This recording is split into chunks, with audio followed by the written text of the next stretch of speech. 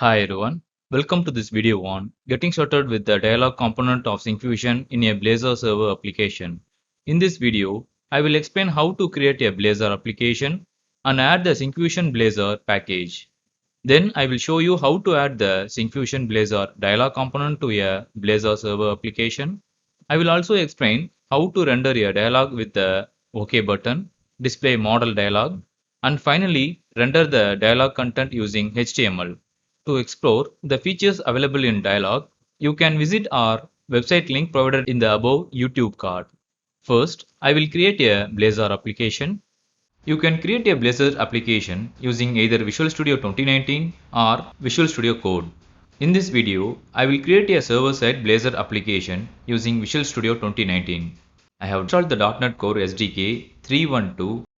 To follow along with this video, one should have a basic understanding of C#, HTML and CSS. You can also watch a detailed video on Blazor and Syncfusion controls titled Create a Blazor server app and add Syncfusion Blazor components, which I have shared in the YouTube card. Now, let me create a Blazor project first. I select the Blazor app template, provide the project name, My Blazor Server App, and click Create. Here, the Blazor Server app was selected by default, and I proceed by clicking the Create button. Now, Visual Studio has generated a Blazor Server application. To use Syncfusion Blazor components, I need to install the Syncfusion Blazor NuGet package in my application. To do that, I open the NuGet package manager by right-clicking the project file and selecting Manage NuGet packages. Under the Browse tab, I search for the Syncfusion Blazor package.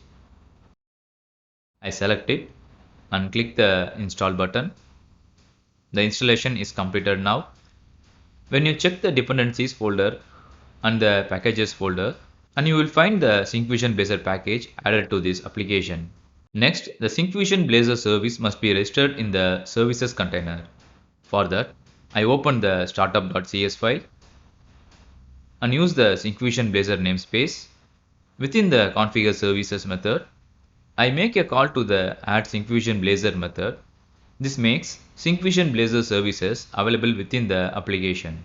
Next, I must register a valid Syncfusion license key. To do so, in the configure method, I call the Syncfusion license provider static method register license. You also need to pass your Syncfusion license key as a string parameter in the register license method. I have done this off screen. Within the pages folder, open the host.cs HTML file.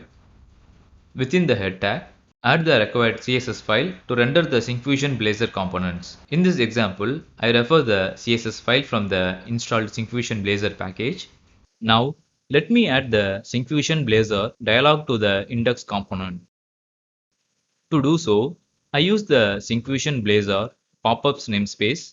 Adding this namespace here allows me to use the dialog component markup. Also, I can import this namespace in the imports.razor page to make it available in all Razor components within this application. I remove the existing code and type a SF dialog tag and set the width as 250 px. I also add the dialog templates tag and the content tag. Then I add the content and save the file. I run the application and you can see the dialog with the provided content. Now let me add an OK button to this dialog so that when I click the OK button, the dialog closes. To achieve this, within the SF dialog tag, I define the needed buttons as an array in the dialog buttons tag. Since I need one OK button, I add one dialog button tag. I add the dialog button model tag and set the content as OK and set the isPrimary property to true so that this OK button will behave as the primary button. To collapse the dialog, when I click the OK button at runtime, I need to set the dialog's visible property to false. To do that, within the code directive, I create a boolean property named isVisible and set its value to true. I bind this isValue property to the dialog component's visible attribute using the bind attribute.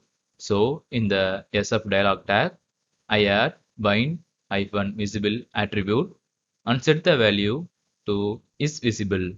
Now, whenever I change the isVisible property to false, it will close the dialog. To close the dialog, when I click on the Add Dialogs OK button in the Dialog button tag, I add the onClick attribute and set its value to onDialog button click.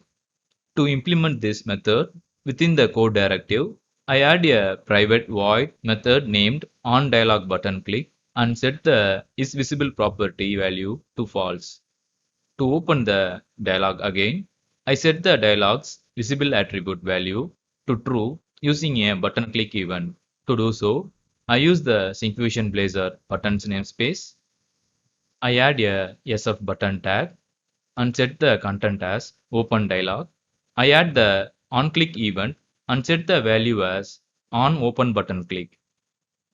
Then I implement this method in the code directive private void onOpen button click and set the isVisible property to true.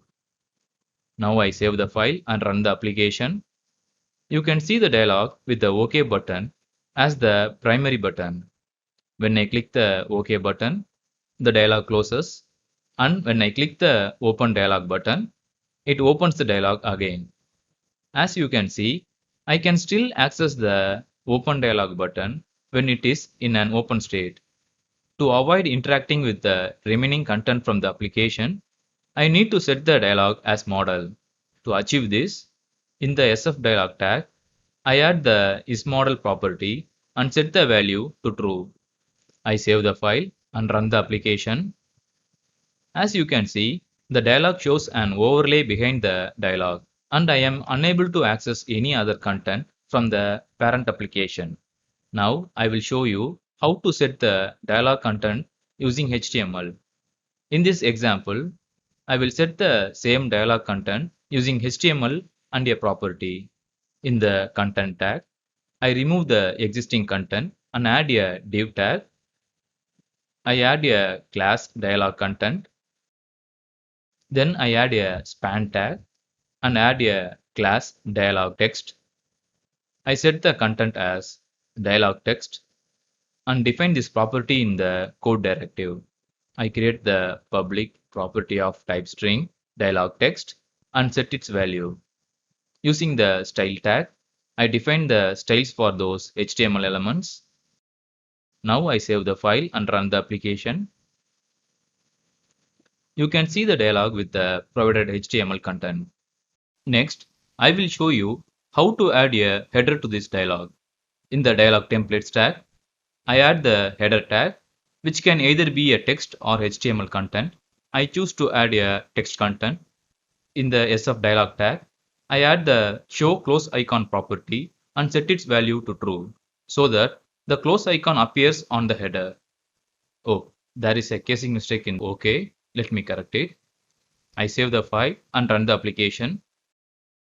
You can see the dialog with the provided header and close icon. If you need more information about the Syncfusion Blazor dialog component, you can refer to our online documentation. A link is provided in the description of this video. Finally, let me summarize the main points.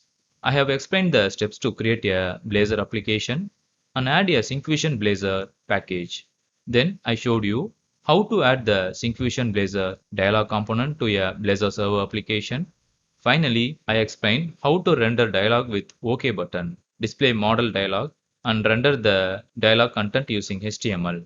You can download this working example from the GitHub link in the video description below. You can also see about getting a free license key to use our Blazor products if you are eligible for our community license. If you found this video useful, click the like button and subscribe to our channel to get notifications about new videos. Thanks for watching.